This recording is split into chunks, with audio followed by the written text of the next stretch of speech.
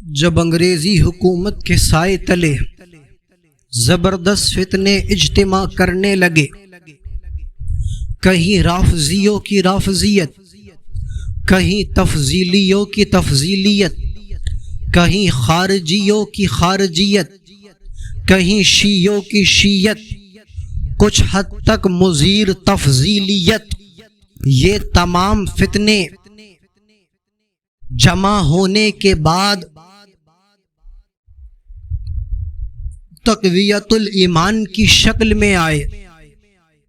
کہیں تحذیر الناس بن کر چمکے،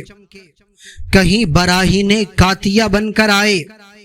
کہیں کتاب التوحید کی شکل میں آئے، اور آنے کے بعد تمام مسلمان کے ایمان کو لوٹنے لگے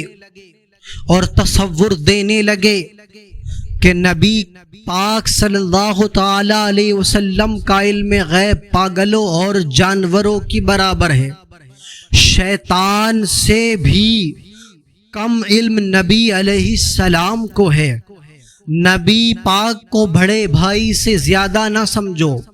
نبی پاک گاؤں کے چودھری کی طرح ہیں، اس طرح کا تصور دیا جانے لگا۔ نبی کا خیال نماز میں آ جائے تو نماز نہیں ہوتی، اس طرح کے فتنے مسلمانوں کو ستانے لگے، پریشان کرنے لگے۔ مسلمان پریشان ہیں،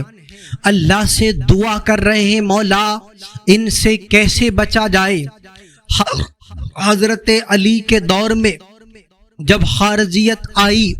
تو حضرت علی نے اس سے بچایا، امیر معاویہ کے دور میں رافضیت آئی تو اس سے امیر معاویہ نے بچایا، یزیدی بھیڑیے آئے تو امام حسین نے بچایا،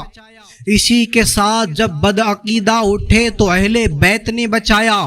اب مسلمان پریشان ہیں، جائیں تو جائیں کہاں، تمنا کر رہے ہیں اے حسین اعظم تم آ جاؤ، خالد ابن ولید تم آ جاؤ،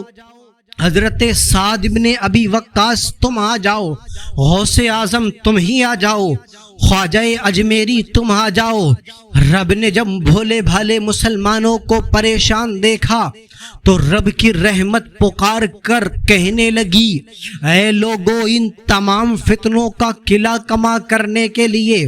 ہم نے احمد رضا کو بھیج دیا۔ احمد رضا فاضل بریلوی رضی اللہ تعالی عنہ آئے اور ان تمام فتنوں کے خلاف ڈٹ کر علم جہاد بلند کیا، رافضیوں کے خلاف رد الرفضہ لکھی، علم غیب مصطفیٰ پر حملہ ہوا تو الدولت الغیبیہ کتاب لکھی۔ کہیں نبی پاک کو بے اختیارہ کہا گیا تو کتاب الامن والعلا بنجات دافع البلا لکھی، کہیں نبی پاک کے اختیار پر رسالہ لکھا اعلیٰ حضرت نے، غرض یہ کہ اپنے قلم سے باطل کا سر قلم کرتے جا رہے ہیں امام اہل سنت، اور یہی کہہ رہے ہیں کل کے رضا ہے خنجر خوخار برق بار، آدا سے قید و خیر منائے نشر کرے۔ اعلیٰ حضرت تنہا تمام کا مقابلہ کرتے ہوئے نظر آ رہے ہیں اور کہہ رہے ہیں ایک طرف آدائے دی، ایک طرف ہے حاسدی، بندہ ہے تنہا شاہ تم پہ کروڑوں درود، اور مدینے سے مدنی تاجدار احمد مجتبی محمد مصطفیٰ کی جب مدد آئی تو فاضل بریلوی کچھ اس طرح مچل اٹھے اور کہنے لگے کیوں کہوں بے کس ہوں میں، کیوں کہوں بے بس ہوں میں، تم ہو میں تم پر فدا، تم پہ کروڑوں درود۔